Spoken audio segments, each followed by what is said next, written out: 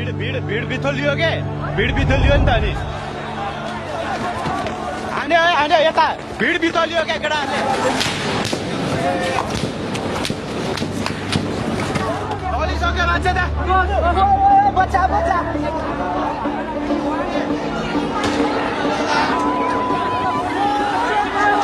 यस्तो छ पुलिसले लुक्याटे यतिसम्मको लापरवाही गर्नुहुन्छ त है सरकारले। नेपाल 2082 साल भदौ 23 गते काठमाडौँका सड़कमा जेनजी प्रदर्शनकारी परिवर्तनको माग गर्दै उत्रन्छन्, तर तिनीमाथि अश्रु ग्यास र गोली प्रहार गरिन्छ। त्यसपछिका केही घण्टामा स्कूल ड्रेस लगाएका एक किशोर सहित 19 जना नेपाली युवा आफ्नै सुरक्षाकर्मीले हानेको गोलीबाट मर्छन्। यी मृत्युले जन्माएको रिसले भोलिपल्ट चर्को विरोध प्रदर्शन ल्याउँछ।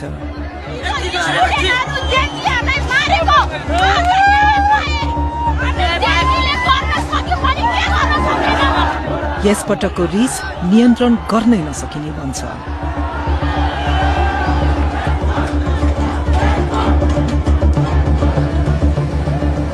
सड़कमा खिचिएका 4000 भन्दा धेरै भिडियो, प्रदर्शनकारी तथा प्रहरीसँगका विशेष अन्तर्वार्ता र बीबीसी आईले मात्रै प्राप्त गरेको प्रहरी रेडियोको गोप्य अभिलेखका आधारमा हामीले ती 2 दिनका त्रासद घटनाको सूक्ष्म विवरण यहाँ प्रस्तुत गरेका छौं। हामीले नेपालको शासक वर्गले कसरी यस प्रदर्शनमाथि नियन्त्रण गुमाए भन्ने खुलासा गरेका छौं। गोली हान्ने आदेश कसले दिएको थियो र परिवर्तनका लागि व्याकुल युवा पुस्तालाई नेपालका प्रहरी, सेना र राजनीतिक कर्मीहरूले कसरी निराश बनाएका थिए भन्ने सोधेका छौं।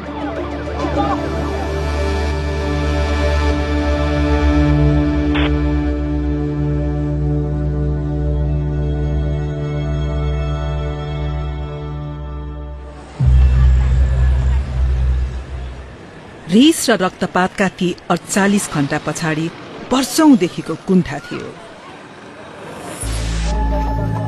1 दशक लामो सशस्त्र द्वन्द्वपछि 2064 सालमा नेपालले राजतन्त्र हटायो।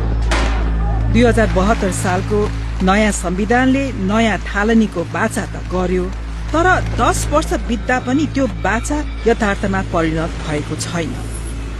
नेपालका झण्डै 20% युवा बेरोजगार छन्। 10 लाख युवाका लागि विदेशको विकल्प छैन। देश ऋण र आर्थिक परनिर्भरतामै रहेको छ। सतहमा हेर्दा 3 मुख्य राजनीतिक दल बीच नै सत्ता घुमिरहेको झैं देखिन्छ, तर पाका उमेरका केही नेता मात्रै दशकौंदेखि सत्तामा टाँसिएर बसेका छन् भन्ने धेरै नेपाली युवाको बुझाइ छ। जेनजी पुस्ताका धेरै विद्यार्थी जस्तै 26 वर्षीय रक्षा बम पनि लोकतन्त्रले सोचे जस्तो परिणाम दिन नसकेको मान्छिन्। नेपाली जनताको बलिदान, उनीहरूको संघर्षको उपलब्धि र भविष्य आज एउटा व्यक्तिको अहंकार र कुशासनको बन्धनमा छ।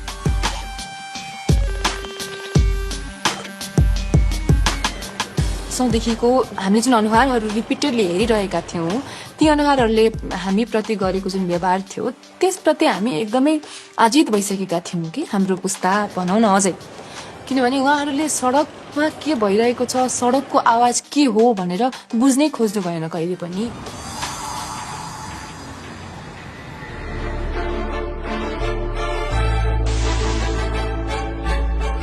नेपो बेबी वाला जुन ट्रेन्ड चलिरहेको थियो संसारभरि नै, त्यो नेपाल पनि आयो।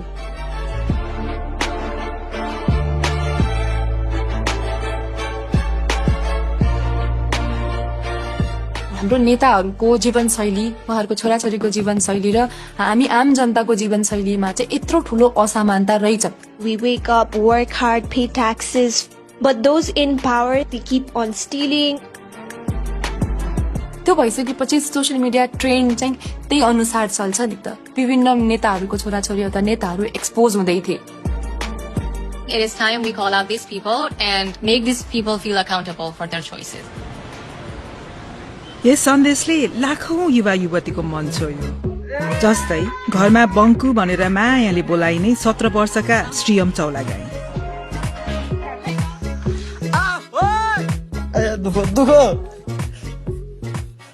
उनीसँग आमा बुवा गंगा कार्की र गणेश चौलागाईलाई अचम्म पार्ने राजनीतिक चेत थियो। म यसो कुरा घरमा गर्थेँ नि, आज यस्तो भयो उस्तो भयो, के बाबा कुरा गर्नुहुन्छ यस्तो कुराहरू होइन, यस्तो कुरो नगर्नु, यिनीहरू सबै फडा हुन्, फडा खाइसके देश सकिसक्यो भन्ने खालको कुरो चाहिँ गर्थे। उसले हरेक न्युज हेर्दो रहेछ क्या, उसले त्यो कुरो मलाई थाहा थिएन, मभन्दा धेरै अपडेट हुँदो रहेछ न्युज हेर्न। अनलाइन विरोधको आवाज चर्केको देखेर आत्तिएको सरकारले भदौ 19 गते एक कठोर निर्णय लियो। Now, news from Nepal, the country has cracked down on a number of social media platforms, including Facebook, YouTube, Instagram, X, LinkedIn. Last night, poof, the platform it's all gone.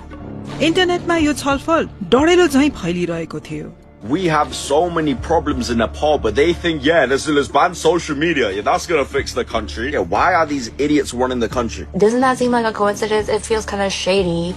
Like the platform that people used to criticize the rich, spoiled kids just got banned right when it was starting to trend.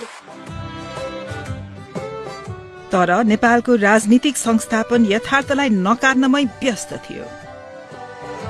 के हामी जनताबाट अलग थलग भएका हौं? जनताको समर्थन हामीबाट अलग भएको हो? सही निस्क्यो कि हामी जनताका बीचमा आशाका केन्द्र।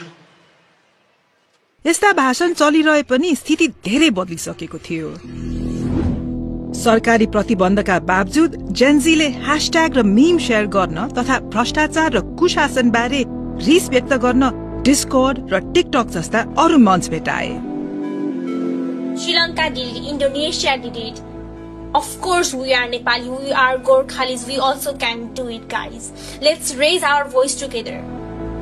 केही दिनभित्रै देशव्यापी विरोधका योजना फैलिसकेका थिए।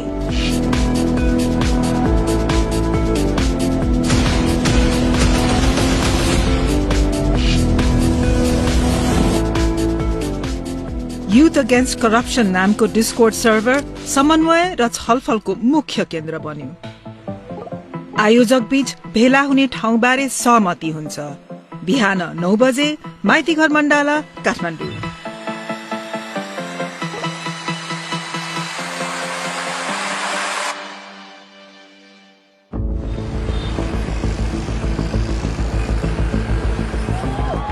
भोलिपल्ट बिहान रक्षा अग्रपंक्तिमा हुन्छन्। आज हामी सार्वजनिक सम्पत्ति नष्ट गर्दैनौ, शान्तिपूर्ण तरिकाले आवाज उठाउँछौ। त्यसैले सबजना हामी रेडी छौं आजको प्रोटेस्टको लागि। We are ready.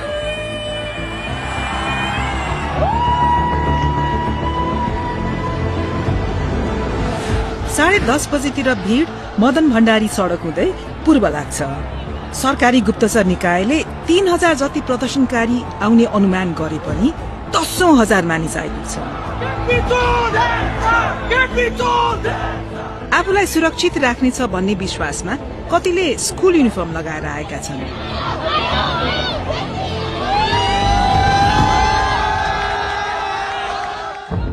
प्रदर्शनकारीहरू संघीय संसद भवनतिर जाँदैछन्, तर त्यहाँ पुग्नु अघि एउटा ब्यारिकेडले बाटो छेक्छ। करिब 200 प्रहरी र हजारौं प्रदर्शनकारीहरू आमुने सामुने छन्। यहाँको माहौल फेरिन थाल्छ।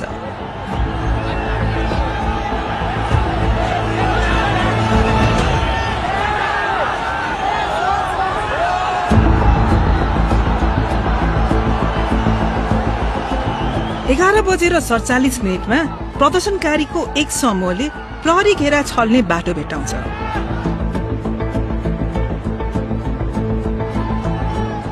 हक्क न बक्क भएका प्रहरी ब्यारिकेड छोडेर भाग्छन्।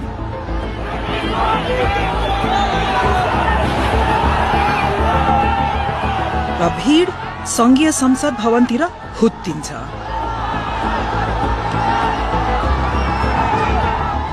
आयोजकहरूले शान्तिपूर्ण प्रदर्शन आह्वान गरेको भए पनि प्रदर्शन अस्तव्यस्त हुन्छ।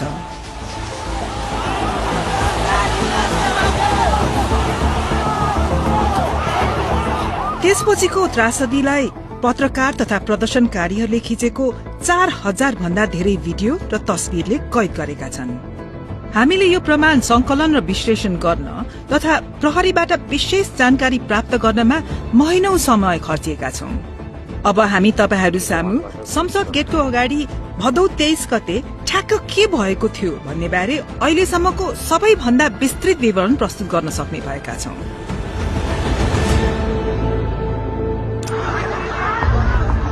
11:58 प्रदर्शनकारी र हतियारधारी प्रहरीहरू आमुने सामुने हुन्छन्।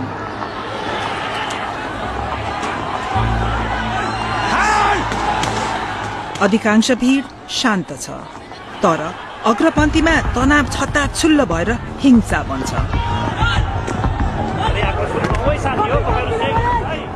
केही प्रदर्शनकारी संसदको मूल गेटको छतमाथि उक्लन्छन्।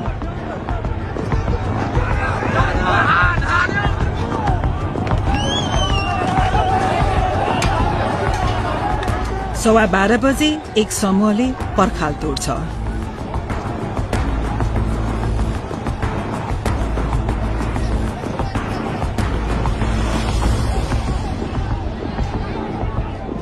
उनीहरूलाई प्रहरीले तुरुन्तै पछाडि धकेल्छन्। डिस्कर्डमा केही प्रदर्शनकारीहरू चिन्ता व्यक्त गर्न थाल्छन्।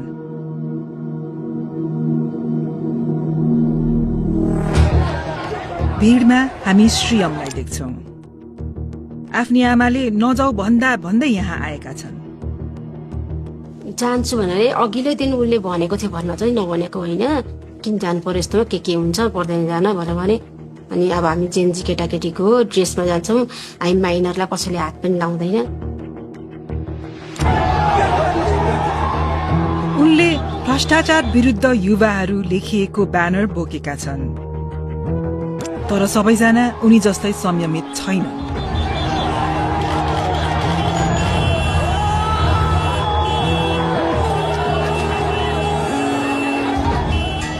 साढे 12:30 कर्फ्यू घोषणा हुन्छ। अब यो भेला गैर कानूनी बन्छ। फोनमा कुरा फैलिन्छ।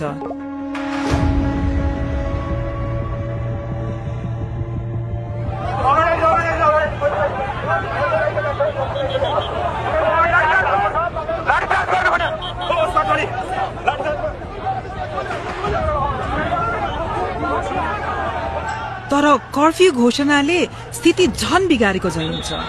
प्रहरीले अश्रु ग्यास र रबरको गोली हान्छ।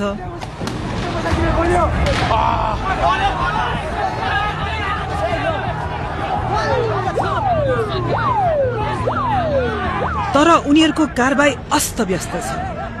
केही प्रहरीले त प्रदर्शनकारी माथि उल्टै ढुङ्गा प्रहारसम्म गर्छन्।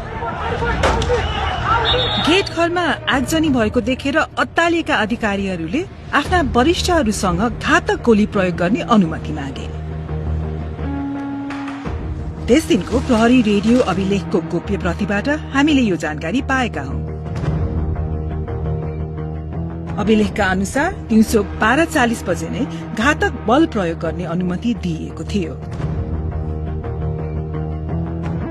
त्यससँगै घटनाक्रमले कोल्टे फेर्छ।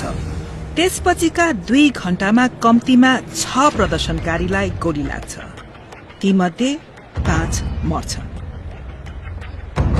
अब हामी घटनाक्रमलाई विस्तारै हेर्दै ती गोली प्रहारका विस्तृत विवरण देखाउनेछौं।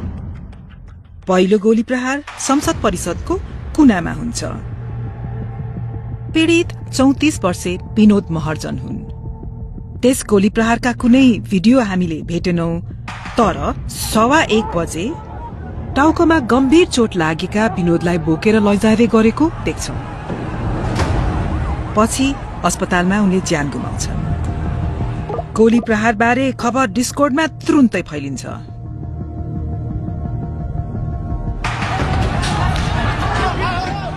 र सड़कको रिस चुलिएर क्रोध बन्छ। प्रहरी अलमल्ल बनेको छ। एउटा समूहलाई गेट बाहिर चेपुवामा बारिएको छ।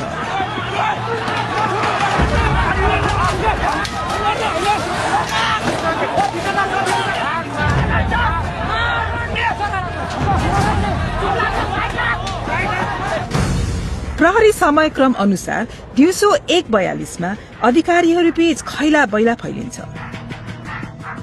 पुलिस सबै रक्ताम्य भएर मर्ने अवस्थामा छन्। मेन गेटमा गोली हाल्नुपर्ने अवस्था छ। भीड़को आक्रमण 4 मिनेटसम्म चल्छ। अन्त्यमा अश्रु ग्यास प्रयोग गर्दै भीड़लाई पन्छ्याएर प्रहरी संसद परिसरभित्र छिर्छ। गाइस लोग परिवर्तनको लागि यतिको क्रान्ति खोजेको थियो सायद देशले। गोली बर्सात भइरहेको छ। थाहा छैन कतिजनाको मृत्यु भइसक्यो, कतिजनालाई घाइते भएका छन् होइन। एक पछिबाट हेर्ने हो भनेदेखि चाहिँ पुलिसहरूलाई पनि बिचरा माया लाग्यो। त्यसपछि प्रहरी रेडियोमा आएको आदेश स्पष्ट छ। फायर खोलेर सुरक्षित हुने, अवस्था नियन्त्रणमा लिने। त्यसपछि गोली लाग्ने व्यक्ति 27 वर्षे कमल घिमिरे हुन्। 1:48 हामी उनलाई ठिक सड़क पारी भेट्छौं। यो कमलको आफ्नै फोनबाट खिचिएको दृश्य हो। उनले भिडियो खिचेको प्रहरी अधिकारीहरूको टोलीमा कम्तीमा 2 जनाले बन्दुक बोकेका छन्।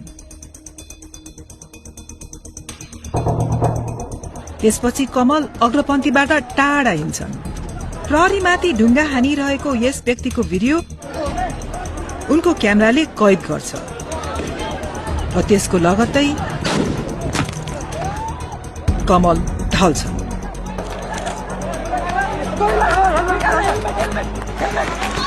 हामीले यही घटना अर्को दृष्टिकोणबाट पनि भेटेका छौं।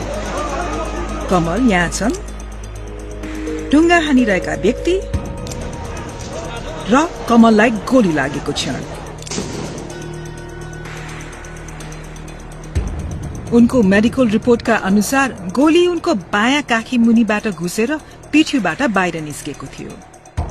गोली ठ्याक्क कसरी आइपुग्यो भन्ने यकिन नभए पनि कुन दिशाबाट हानिएको हो भन्ने चाहिँ देख्न सकिन्छ। त्यसले कमल घिमिरेले केही क्षण अघि मात्रै भिडियो खिचेको प्रहरीकै समूहतिर संकेत गर्छ।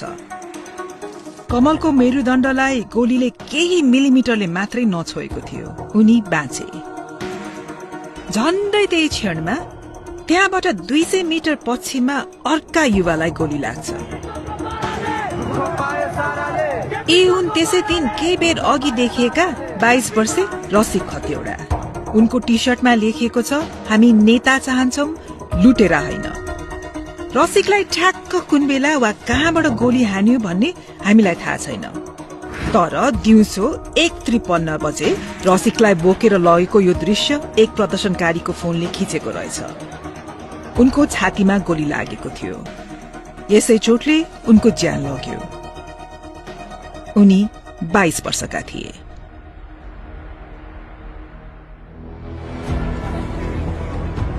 यस बेलासम्म डिस्कोड प्रयोगकर्ताहरू प्रदर्शनकारीलाई पछि हट्न आह्वान गर्न थाल्छन्। तर 21 वर्षे सुलभराज श्रेष्ठ संसद परिसरको गेटमै बस्छन्।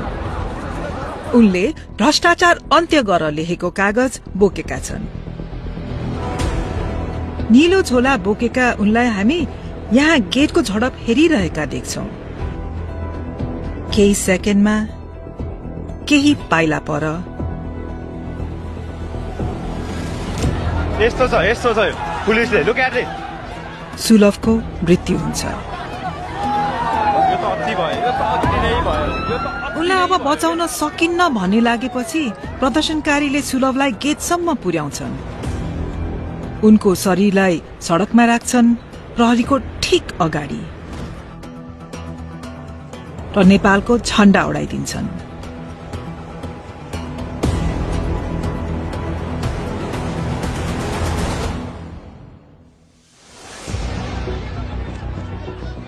यस गोली प्रहारका प्रत्यक्षदर्शी मध्ये थिए स्कूल ड्रेस लगाएका 17 वर्षीय किशोर श्रीयम चौलागाई। केही मिनेटपछि चोकको अझै नजिक श्रीयम फेरि देखिन्छन्। उनको अगाडि प्रदर्शनकारीको एउटा समूह प्रहरीमाथि ढुङ्गा हान्दैछ।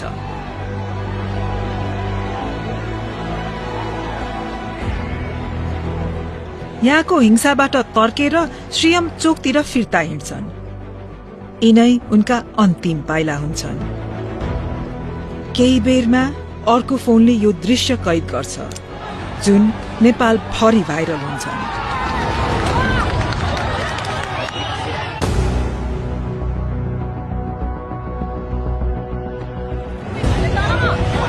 टाउको पछाडि लागेको गोलीको चोटबाट धेरै रगत बगिरहेका श्रीयमलाई बोकेर सड़क पारी लगिन्छ।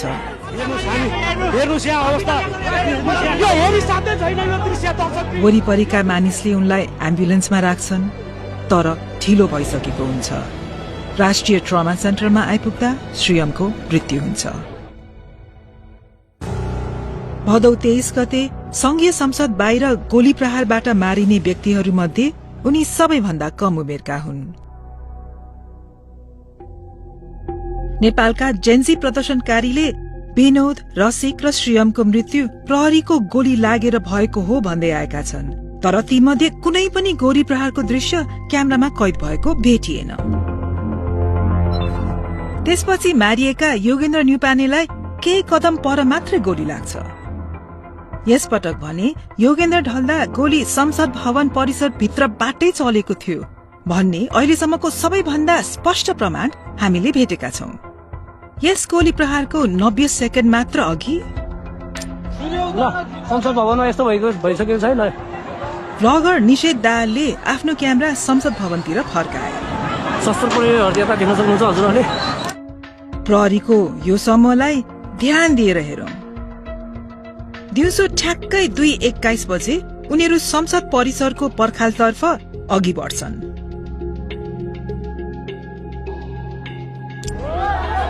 भिड बिथोलियो के? भिड बिथोलियो नि त नि।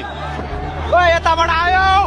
केही सेकेन्ड पछि हान्यो यता भिड बिथोलियो के केटाहरुले?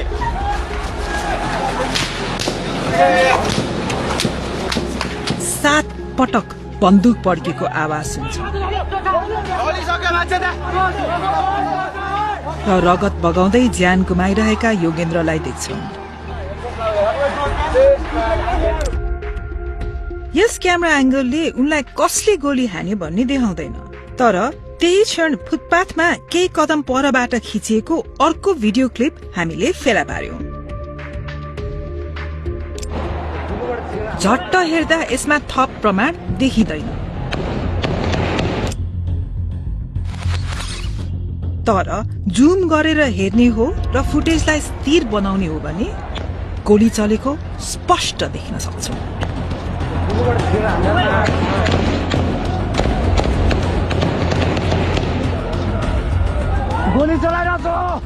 त्यसको 15 सेकेन्ड पछि प्रहरीको त्यही टोली झैं देखिने समूह मैदानको कुनातिर अघि बढ़िरहेको दृश्य तेस्रो क्यामेराले कैद गर्छ। प्रहरीले संसद परिसर भित्रबाट गोली प्रहार गरेर निहत्था प्रदर्शनकारीलाई मारेका थिए भन्ने संकेत गर्ने यही नै हामीले भेटेको सबैभन्दा स्पष्ट प्रमाण हो। प्रदर्शनकारी जहाँ लुक्न सके त्यही लुके। चोटका कारण योगेन्द्रको मृत्यु भयो। उनी 24 वर्षका थिए।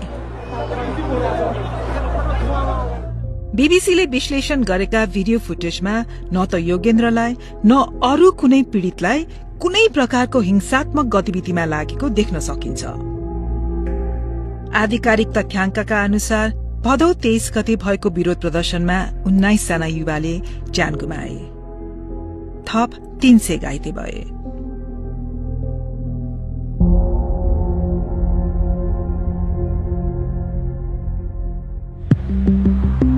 प्रहरीले आफ्नै नागरिकमाथि गोली चलाउने अवस्था कसरी बन्यो त?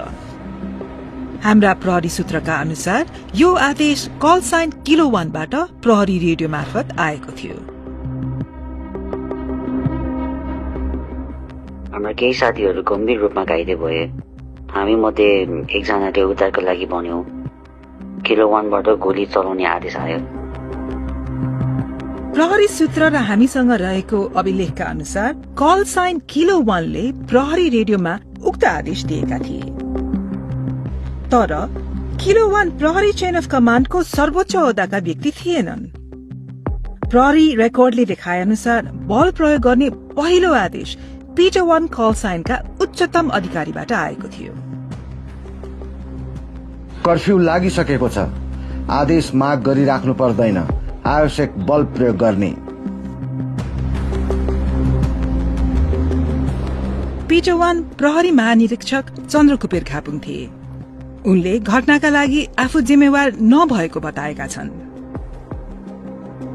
नेपाल प्रहरीले हामीलाई दिएको जवाफ अनुसार बल प्रयोग गर्ने निर्णय काठमाडौँ जिल्ला सुरक्षा समितिबाट आएको थियो। प्रहरीका अनुसार समितिले बल प्रयोग गर्ने निर्णय दिनु अघि प्रहरी महानिरीक्षक खापुङले त्यस प्रकारको कुनै आदेश दिएका थिएन। अन्य प्रहरी अधिकारीले गोप्य सूचना संकलन, तालिम र निर्देशनमा गल्ती भएको स्वीकारेका छन्। आफूलाई सहयोग नगरेकोमा उनीहरू नेपाली सेनालाई पनि दोष दिन्छन्। तर धेरैजसो प्रहरी त्यस दिनको घटनाबाट विक्षिप्त छन्। त्यो दिन भीड़ नियन्त्रण गर्नुको सट्टा हाम्रो टिमले उनीहरूलाई शत्रु जस्तै ताकेर गोली चलायो।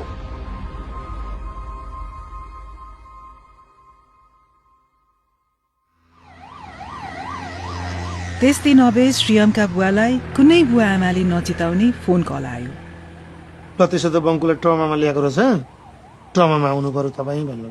एक ठाउँमा अलिकति भिडभाड थियो क्या, गेटदेखि अलिकति ओरा के को भिडभाड रहेछ भने यसो उठेर हेरेको त नेम लिस्ट टाँसेको रहेछ, 1 नम्बरमा श्रेम चौलागाई भनेर।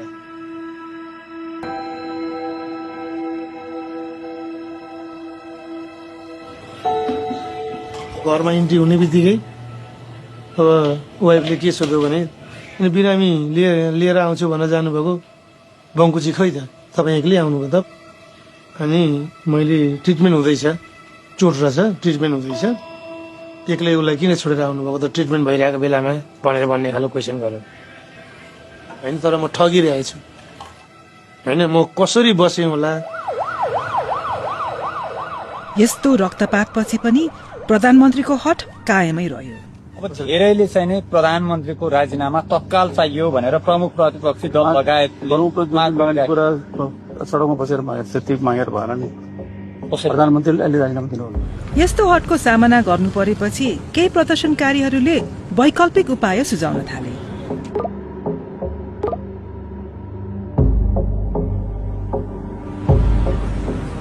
त्यो रात चाहिँ कहिले बिहान होला र कहिले फेरि यो सरकार विरुद्ध यसले उचालेको कदम विरुद्ध फेरि सडकमा जान पाइएला भन्ने बिहानको प्रतीक्षामा थिएँ म।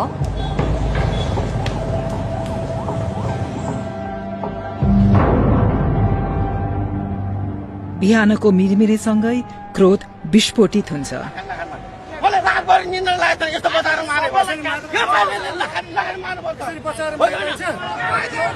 सुरुमा प्रशासनसँग एउटा योजना थियो। नियमित प्रहरी इकाइहरूले भीड़ नियन्त्रण गर्ने, तिनलाई सशस्त्र प्रहरीले सघाउने र सेना स्ट्यान्ड बाईमा बस्ने। संसद भवन परिसरभित्र र वरपर सुरक्षाकर्मी परिचालन गरिन्छन्। बिहान 8:30 बजे कर्फ्यू लागू हुन्छ।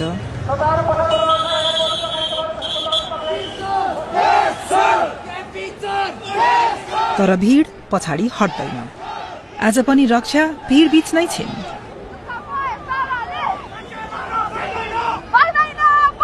प्रदर्शनकारीहरू संसद भवनतिर अघि बढ्दै गर्दाको यो दृश्य उनको फोनले खिचेको हो। फेरि गोली चलाउन थालिसकेको छ संसद भवन अगाडि।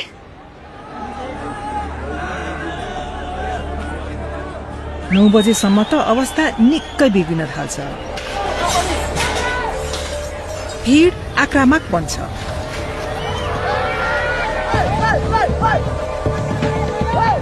प्रहरीमाथि हमला हुन्छ।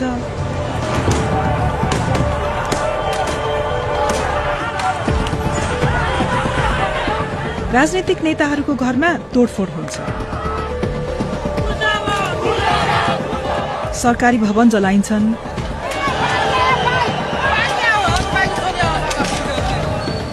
सत्ता निकट ठानिएका व्यक्तिहरूको निजी सम्पत्ति पनि तारोमा पर्छन्। त्यो हिंसा तत्क्षण इन्टरनेटमा फैलिन्छ।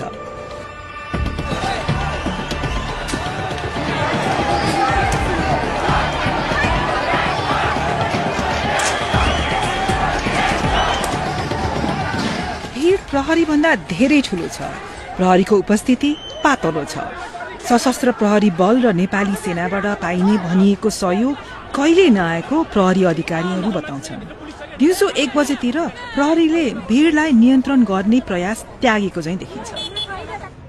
2 नम्बरमा आफ्नो हतियार त्यसपछिबाट आएर सञ्चार सेट, त्यसपछिबाट भेहिकलहरू र आफ्नो सेफ्टी, आफ्नो टोलीको सेफ्टी गर्ने।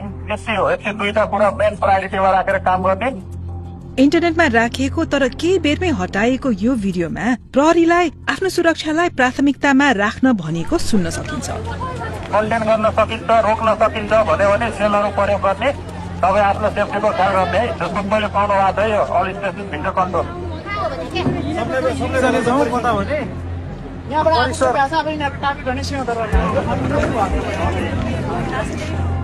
प्रहरीले मैदान छोडेपछि कोलाहल छाउँछ।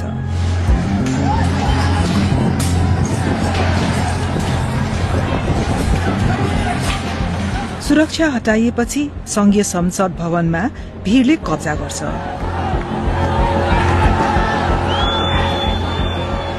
दिउँसो 2 बजेसम्ममा भवन उनीहरूको अधीनमा हुन्छ।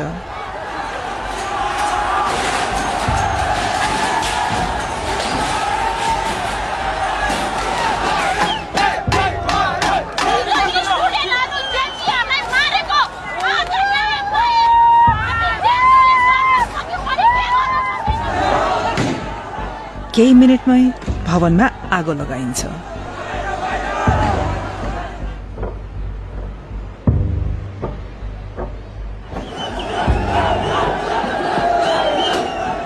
भीड़ सर्वोच्च अदालत भित्र प्रवेश गर्छ र सिंहदरबारको ऐतिहासिक भवन परिसरमा पनि।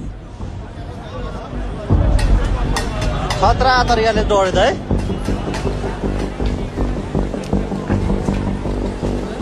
आकाशमा सेनाका हेलिकप्टरले फन्को मार्छन्। आगजनी गरिएका भवनहरूबाट नेताहरूलाई उद्धार गरेर सुरक्षित स्थानतर्फ लैजान्छन्।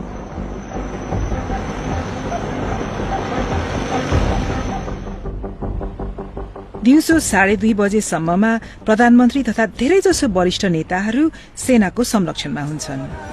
वरिष्ठ प्रहरी अधिकारीहरू पनि सैन्य मुख्यालय परिसरमा आश्रय लिन पुग्छन्। सड़कमै छोडिएका तल्लो दर्जाका सुरक्षाकर्मी अब भीड़को निशानमा पर्छन्। तीमध्ये केहीको वर्दी च्यातिन्छ, सार्वजनिक बेइज्जती गरिन्छ।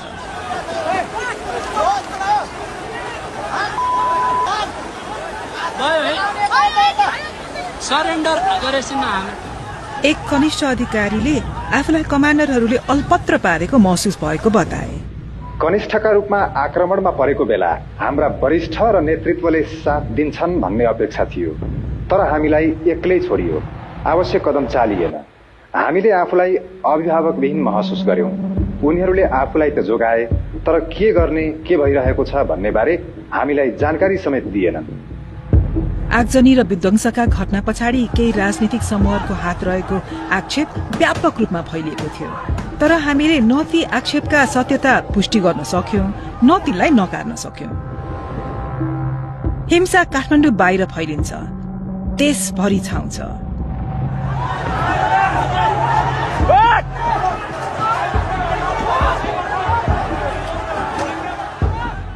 भदौ 24 गते दिउँसो प्रधानमन्त्री केपी शर्मा ओलीले राजीनामा दिन्छन्।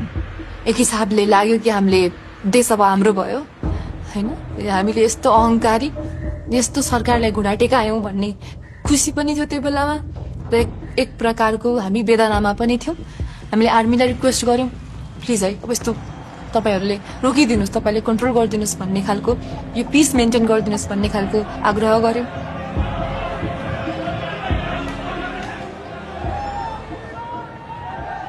तर साँझसम्मै अराजकता जारी रहन्छ। यो चलाको मैले हो, यो नेपाल हाम्रो यो नेपाल, कसैले केही गर्न सक्दैन। रात पर्दासम्म सयौं भवनहरू जलिरहेका हुन्छन्। ब्याङ्क र शस्त्रागारहरू लुटिन्छन्। 13,000 भन्दा बढी कैदीबन्दी कारागार फोडेर भाग्छन्। 3 जना प्रहरीहरू मारिन्छन् र कम्तीमा 50 जना अरू नेपालीले ज्यान गुमाउँछन्। राति 9 बजे मात्रै सेना सक्रिय हुन्छ। यस विषम परिस्थितिबाट राष्ट्रलाई शान्तिपूर्ण तवरले निकास दिनको लागि आन्दोलनरत समूहलाई आन्दोलनका कार्यक्रमहरू स्थगन गरी आदरणीय आमाबाबा दाजुभाइ तथा दिदीबहिनीहरू 10 बजेदेखि कडा खालको कर्फ्यू लाग्ने हुँदा सबैजना आफ्नो घरतर्फ सुरक्षित साथ प्रस्थान गर्नुहुन। सेनाको हस्तक्षेपले 2 दिनदेखिको कोलाहल र रक्तपातलाई अन्त्य गर्छ, तर सेनाले धेरै ढिलो गर्यो भन्ने धेरै नेपालीलाई लाग्छ। नेपाली सेनासँग प्रशस्त सैनिक थिए। सर्वसाधारणमाथि गोली चलाउनु पर्ने आवश्यकता थिएन। मुख्य सडकहरूमा 100 देखि 150 सैनिक तैनात गरे मात्र पनि पुग्थ्यो। यसरी ठूलो राष्ट्रिय क्षति टार्न सके। तर प्रहरी सबैभन्दा बढी मार सहेर बसेपछि मात्रै उनीहरू श्रेय लिन आएका जस्तो महसुस हुन्छ।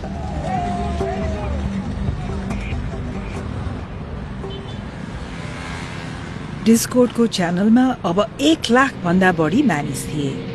48 घण्टा अघि मात्रै उनीहरू विरोध प्रदर्शनको योजना बनाउँदै थिए। अहिले सरकार ढलेपछि र देशैभरि आगो लागेपछि उनीहरू नेपालको भविष्यबारे बहस गर्दै थिए।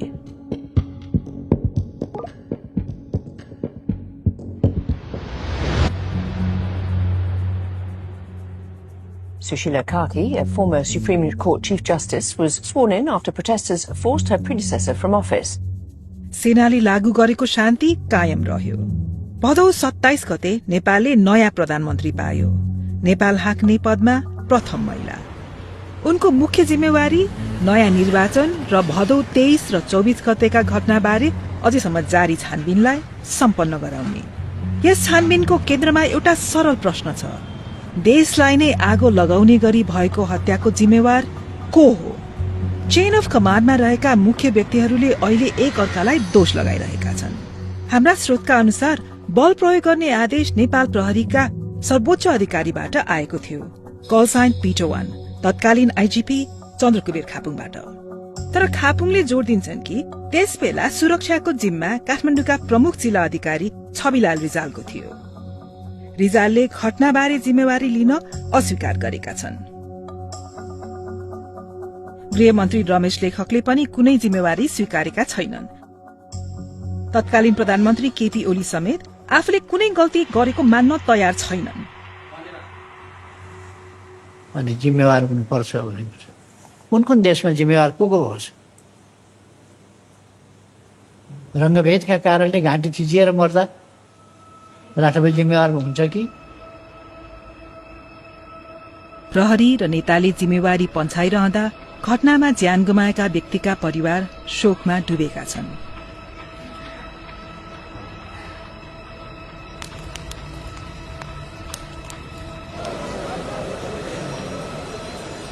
यसका लागि दोषी को हुन् भन्ने बारे उनीहरूलाई कुनै शंका नै छैन। सबभन्दा हाम्रो चाहिँ दोषीलाई कारबाही हुनुपर्छ हैन, मेरो भनाइ चाहिँ त्यही हो। तपाईहरुले को दोषी देख्नु भएको छ तपाईको नजरमा? 3 करोड नेपालीलाई फर्लङ्ग थाहा छ कि दोषी को हो भनेर अहिले नाम हामीले किटान गर्नुपर्ने आवश्यकता पनि छैन। अघिल्लो सरकारले मचाएको यो सबै विपन्ना हो हैन। त्यो सरकारमा लिड गर्नेहरू को थिए, ती सबै दोषी हो।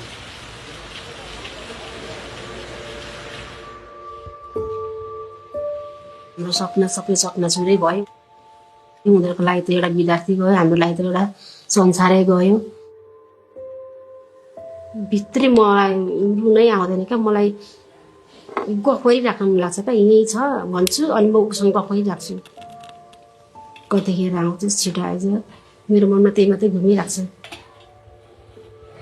स्कुलको ड्रेसमा मात्रै झझल्को आउँछ, ब्याग बोकेर आइपुग्छ भनेर। मैले त छैन भनेर मैले एक्सेप्ट पनि गरेको छु। अस्ति एक दिन सपना देखेको थिएँ, भगवान्सँग 2 हात थापेर मागेको थिएँ, यसरी आइजन भन्दै यसो गर्थेँ, मागेको थिएँ, त्यसरी आएको त हुन्थ्यो।